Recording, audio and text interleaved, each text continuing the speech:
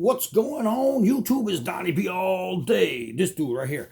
So, bringing you another hunting knife, another true full tang little Bowie, another something pretty, and we're going to find out if it's something good. So, right here, this is the Rebel Wolf Damascus hunting knife.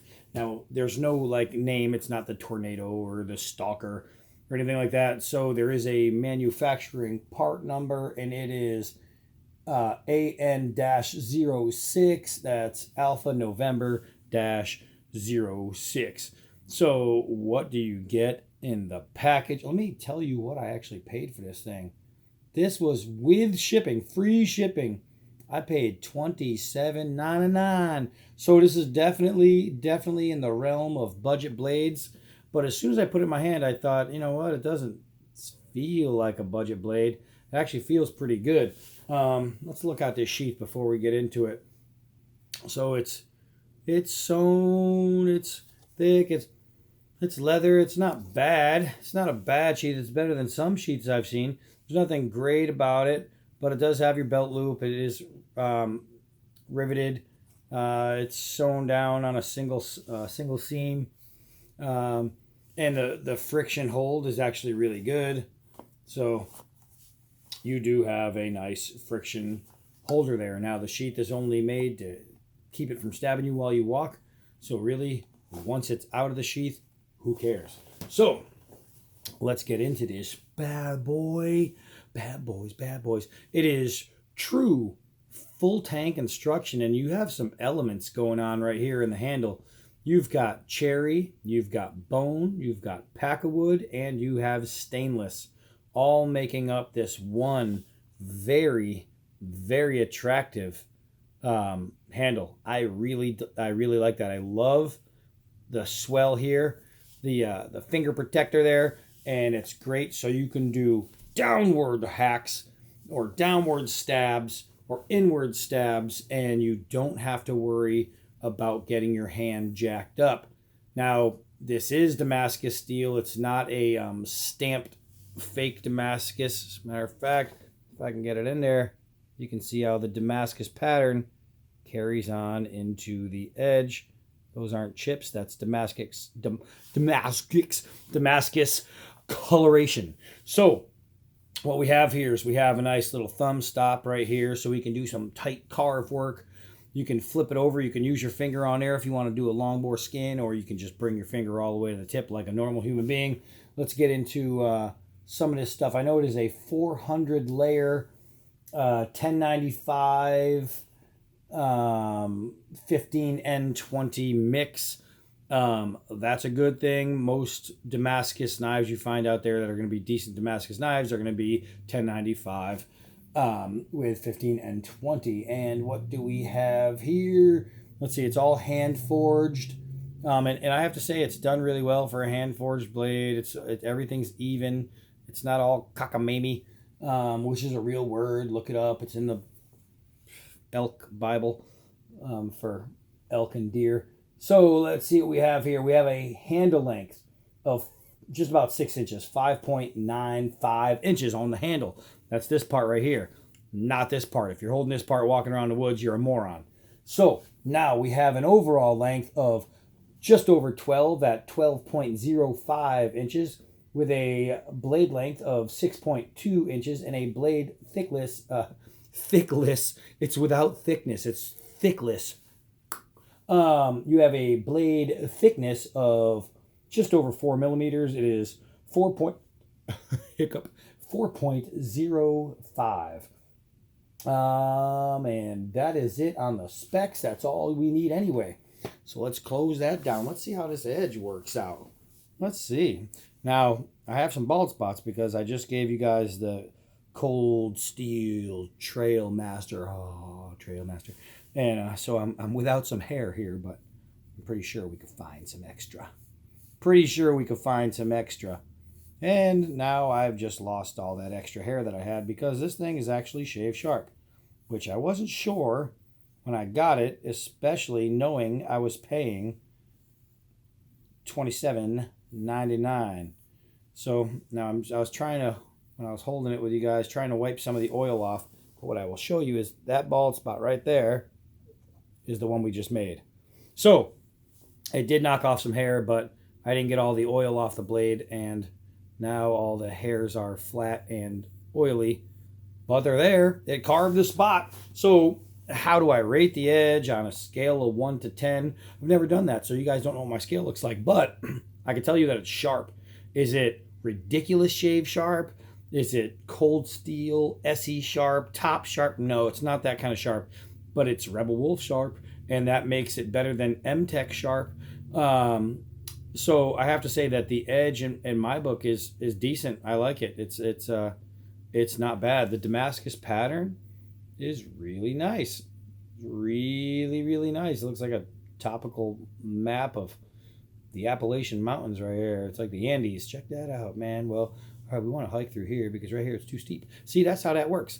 So we are way off topic here. So let's get back onto this. And the only thing we can really do is take it outside and use it. You know, I can sit here and jabber on all day, but that doesn't do anything. So I'm trying to look and see if there's any gaps or bad spots. No, it's good. How is it in the hand? Would it work as a fighter? It would work as like an emergency, immediate fighter. But this is in no way, shape, or form a fighting knife. This is a true hunting knife. Does that mean we can't chop with it or defend ourselves with it? Absolutely not. We can do all that crap, but it's not made for it. It's made to be a hunting knife. Dig through the pelt, carve it out, cut up the meat. That's what this thing's made for. And we're just going to give it a couple of extra steps today. So let's go do that. Show on the road. Let's get this thing started. All right. So I told you that because it has a swell, I should be able to chop down without my hand. Come on, Roscoe. Come on. Got the dog sniffing on you guys. Without my hand slipping off. Now it is stainless, so I can have some slickness happening, which means I can roll over that onto the actual edge and cut my pinky off. With that being said, it's time I should put on some gloves. But I'm not gonna because I'm Donnie B, all dumbass. So here we go. So that stab right there puts it in. I'll do a little bit of opening up the wood. And once you get a tight enough grip, it's okay. It's okay. Try to bend it over here without snapping that tip off. All right, so it does a little pry. Let's see, did we damage or twist or bend the edge? No, it looks pretty good. What we're gonna do is a couple straight 4-foot drops. See how the balance is flying through the air. Dead straight. Not bad for a 6-inch blade. Dead straight. That was actually dead straight. All right, so let's do a couple hard downward throws. We'll see how the pins hold up. And all the scales. Oh my goodness, the bite is great. The bite is great, and it's not a swedged blade. You can see that the 4mm thickness rides throughout the knife. So without that swedge, it's still penetrating really well. And why? Because the grind comes all the way up, giving it less thickness at the tip. Let's push that thing through one more time. Have to see where the dogs went. Woo! I almost missed, but it caught it. And just like I was just telling you how it's shaped. Look at this. I caught it with the spine of the tip, and it still went through. Not too bad. Not too bad. All right, so we were talking about the edge. Let's test the edge. Got the hard nylon rope here. Let's do a push cut. And I had to saw it a little bit. It was actually pushing, but then I had to, at the last part of it, give it a little push. So is it sharp enough to just dig right through? It is. Is it perfectly sharp? It isn't, but it is sharp, and that's a very good thing. That's a very, very, very good thing. Let's well, I guess we'll take this. I guess we'll use this. We'll use this. Let's see. It's a hunting knife, but hunting knives must be able to perform in the campsite. Every hunting knife should be able to help you out at the campsite, because if you were out with your hunting knife, out hunting, and all of a sudden a storm comes through or something bad happens, an avalanche, and you get stuck where you're out hunting, your hunt just turned into a camp. And if you can't make a fire, well, your camp just turned into a very, very bad day. So let's see, I got a bunch of these guys right here that fell off of there. Hey, hey, hey, get back here. Oh, damn dogs. And we have a bunch of really, really nice curls. So, as far as camp blade possibilities, well, we're going to do a little bit more, but we know it slices. We know it can dig through the wood. We know we're not going to damage the tip digging through the wood. We know that you can feather stick. We're going to see how it chops. We're going to see if we can baton through some wood without damaging this area right here. I'm going to chase down the dog. All right, remember that 1 through 10 rating system we were working on? If that dog was rated his scale of dumb 1 through 10, whoo-wee, that dog tops the scale. All right, so let's do some stick chops. Man, can it make a good kitchen knife? Absolutely. Every single one of those was extremely, extremely smooth and sweet. Let's see. We got some bark here. Let's see. We got some bark. Let's cut through this guy right here.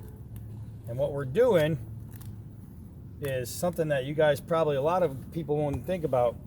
You take bark and you knock it off a tree and make yourself shingles. So when you're building some kind of structure, you need some kind of roof. Bark is great, right? So now if you're going to be stuck there for, you know, days and not just hours, having a roof really helps. So can I slice through old crappy bark without shattering it? Is it sharp enough to do that? Ta-da! So let's do some let's find something that we can just pound straight through. Pound straight through. The only thing I have that's thin right here is literally all knots. I mean, it is. It's not. It's yes. It is. It's not. It's all freaking knots. So we're gonna just see how far we can get through this thing before the blade gets to a very, very punishing area. And if you've ever had to take down a log that's full of knots, then you know exactly what I'm talking about. You know exactly what I'm talking about. I'm not going to try and chop those ones because they're just too much to do on this. So let's see what we can do as far as batoning through this barbaric wood here. Remember, hunting knife. Man, holy Moses. It is true full tang, so I'm not worried about destroying the wood because I do have a little bit of steel there on the end. So I'm going to use this. As long as I hit it straight, then I'm hitting tang. All right. So I am into the knots now. Can it baton? Will it baton? Abso-freaking-lutely. Am I in a spot where you do not want to baton through? Absolutely. And this is a hunting knife. It's not made to do this. So should I abuse the knife any further doing that? Absolutely not. So now what I have to do is flip it upside down and back it on out of there. All right, and I'll show you what we're going to do. Okay, so I hammered pretty heavy into that knot, and it suffered zero damage. I mean, nothing. There's no warp, there's no wobble, there's no delam, there's nothing. Nothing wrong. But here's the thing. I still need this wood, you know, maybe a piece of wood for something. So now what I'm going to do is I get to the part where I baton through, and I'm just going to put my knife at a little angle here, and I'm going to baton into the wood sideways. And now I can still get my splits, right? So now what I'm going to do, put that right into there, take this guy right here, and do it again, all right? And I get down to a point where you do not want your knife to go any further. And if all you have is knotted wood, but you need to make a fire and you need split wood, well, you need to be able to get this wood in half. But if this is your only knife, you also don't want to ruin it, right? Especially if you're out and you don't know how long you're going to be out for, you don't want to ruin your only blade. This is survival, right? So if you need to survive, you don't want to damage your stuff. That's what it is. You don't want to damage your knife. So here, let's try and get this thing out of there. That's how hard I got it in there. It's hard to get out of there. And that means I put it in there. So it's almost out, almost out. Gotta wiggle it just a little bit. All right, so here we go. My blade is just about free. And I'm wiggling and wiggling and wiggling. And now, once I get to a point where I can, there we go. Now I can do the same thing as what I just did. Or I can take my stick. Now I have a big knot in the way, so I have to find an angle to go through. And then baton from there. So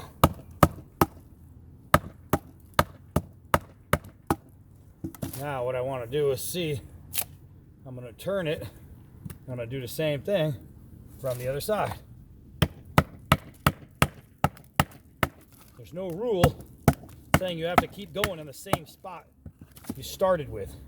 So now, by getting these, that gives me firewood. Now, if I wanted to throw this whole thing in there with this already open, I know the fire is going to reach here and be good. So I can literally cut it down more if I want. I can throw this whole thing in there. But once you get the fire going, that's all you really need. So there you go. That right there is going to catch and burn, and I am going to be doing all right. So we found out that yes, with a $27.99 hunting knife, we can baton through some really nasty, burly, curly wood, and everything's going to be a-okay. So now let's see if we can do a little chop action. All right. Let's see what we can't do over here. Now again, you'll notice I'm using the OK style grip, which means I'm letting go and I'm following through. Really short let goes, boom, boom, boom, boom, boom, and I'm going through the end, and I'm letting the speed and power be generated through momentum, not force. A, I'm using less energy, and B, I have less of a chance of damaging my blade, and C, better aim. Shorter the strike, more likely you are to hit the spot you need to hit. So, is it a chopper? Nope. Is it chopping? Yep. So here you go. $27.99 for real Damascus. Damascus disturbance. Real Damascus. It absolutely is a really decent little hunting knife that becomes a really decent little camp knife. Try to get that in there. And it's pretty. It's pretty to look at. This is something that your friends are going to see and be like, wow, that looks expensive. Where'd you get that? And you're going to be like, some jackwagon named Donnie B. All Day recommended it. And at first I thought the guy's a moron, so I'm never going to listen to him. But then he used it, and it was like, all right, well, you know, he's showing us. I guess he can't be that much of a jackwagon. Ta-da! Jackwagon. And, I mean, really, the knife is doing it. It's doing it. I'm not faking it. I'm not faking it, and I'm not breaking it. This thing is good. But I say I'm not breaking it, but once I throw it, you know, there's a pretty good chance of breaking a knife that is not made to throw 5 yards through the air. Once you throw it 5 yards through the air, oh, I landed on the handle. The problem with throwing at a target that's on the ground is if you throw it, if you hit it here, well, you're gonna jack up your handle. Let's see, did I jack it up? Nope, everything's still together. Kind of surprised. Kind of surprised.